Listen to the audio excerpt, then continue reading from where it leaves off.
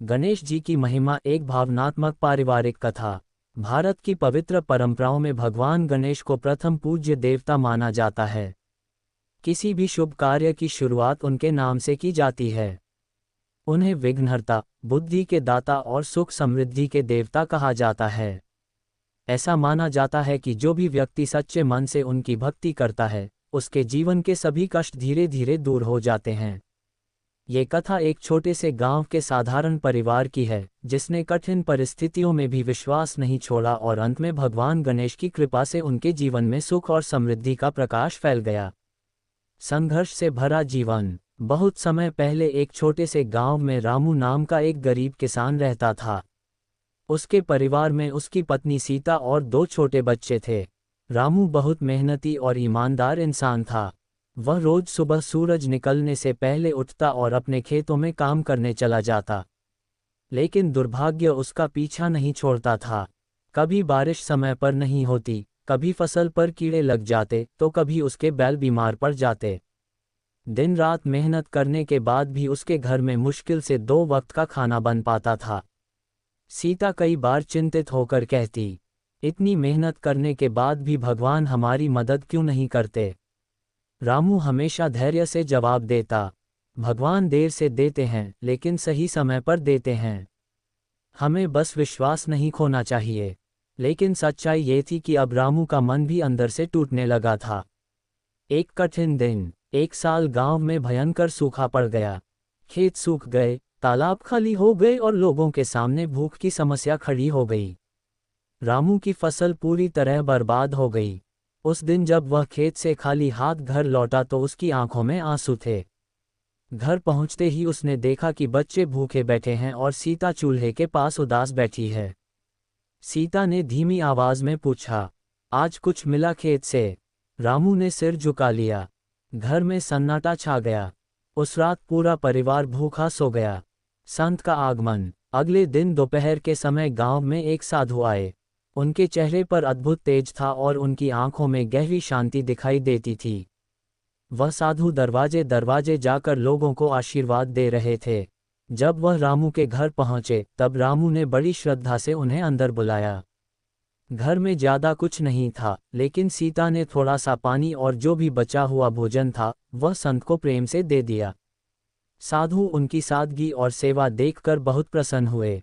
उन्होंने रामू से पूछा, बेटा, तुम्हारे चेहरे पर गहरी चिंता दिखाई दे रही है, क्या बात है? रामू ने अपनी सारी परेशानी उन्हें बता दी। साधु कुछ देर शांत रहे, फिर मुस्कुराकर बोले, कभी तुमने भगवान गणेश की सच्चे मन से पूजा की है? रामू ने कहा, हम भगवान को मानते तो हैं, लेकिन नियमित पूजा नहीं कर पाते। साधु बोले, अगर तुम सच्चे मन से हर बुधवार भगवान गणेश का व्रत रखोगे और उनकी श्रद्धा से पूजा करोगे तो तुम्हारे जीवन के विघ्न दूर हो जाएंगे। ये कहकर साधु ने उन्हें आशीर्वाद दिया और आगे बढ़ गए।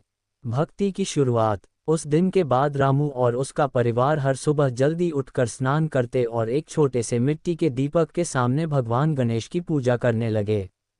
सीता घर के आंगन को साफ करके वहां एक छोटा सा पूजा स्थान बनाती। रामू बच्चों के साथ बैठकर प्रार्थना करता, हे विघ्नहर्ता, हमारे जीवन के दुख दूर कर दीजिए। घर में ज्यादा साधन नहीं थे, लेकिन उनकी भक्ति सच्ची थी। धीरे धीरे उनके घर का वातावरण बदलने लगा। पहले जहां चिंता और उदासी रहती थी, अब वहां विश्वास और उम्मीद का माहौल था। चमत्कार की शुरुआत। कुछ ही समय बाद मौसम अचानक बदल गया। कई महीनों से सूखा पड़ा था, लेकिन एक दिन अचानक बादल घिर आए और तेज बारिश शुरू हो गई। गांव के लोग खुशी से झूम उठे। रामू ने जल्दी जल्दी अपने खेतों में बीज बो दिए। कुछ ही हफ्तों में खेतों में हरी हरी फसल लहराने लगी। गांव के लोग आश्चर्य में पड़ गए, क्योंकि इस बार रामू के खेत की फसल सबसे अच्छी थी। एक अद्भुत सपना। एक रात रामू गहरी नींद में सो रहा था। अचानक उसे एक दिव्य प्रकाश दिखाई दिया। उस प्रकाश के बीच में भगवान गणेश प्रकट हुए। उनके चेहरे पर करुणा और मुस्कान थी। उन्होंने रामू से कहा, रामू, तुम्हारी सच्ची भक्ति से मैं प्रसन्न हूँ। याद रखो, जो भी व्यक्ति सच्चे मन से मेरी पूजा करता है, उसके जीवन के विघ्न दूर हो जाते हैं। रामू भावुक होकर उनके चरणों में झुक गया। तभी सपना समाप्त हो गया। खुशियों की वापसी। सुबह उठते ही रामू ने अपना सपना परिवार को बताया। सीता और बच्चों की आंखों में खुशी के आंसू आ गए। उस दिन से रामू का जीवन पूरी तरह बदल गया। फसल अच्छी होने लगी, घर में धन आने लगा और परिवार की परेशानियां धीरे धीरे खत्म होने लगीं। लेकिन रामू ने कभी अपनी भक्ति नहीं छोड़ी। वह हमेशा अपने बच्चों से कहता, सुख के समय भगवान को भूलना सबसे बड़ी गलती होती है। पूरे गांव के लिए प्रेरणा। धीरे धीरे पूरे गांव में रामू की कहानी फैल गई। लोग उससे पूछने लगे, तुम्हारी किस्मत अचानक कैसे बदल गई? रामू हमेशा मुस्कुराकर जवाब देता, ये सब भगवान गणेश की कृपा है। इसके बाद गांव के कई लोगों ने भी श्रद्धा से उनकी पूजा शुरू कर दी।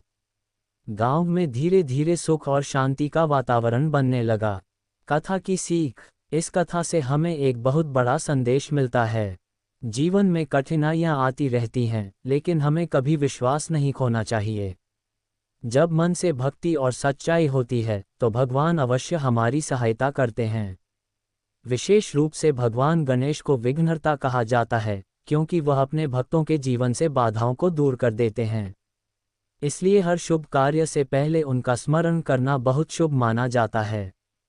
कथा का संदेश। सच्ची श्रद्धा, धैर्य और विश्वास से की गई प्रार्थना कभी व्यर्थ नहीं जाती। जब भक्त का मन सच्चा होता है, तब भगवान अवश्य उसकी सहायता करते हैं।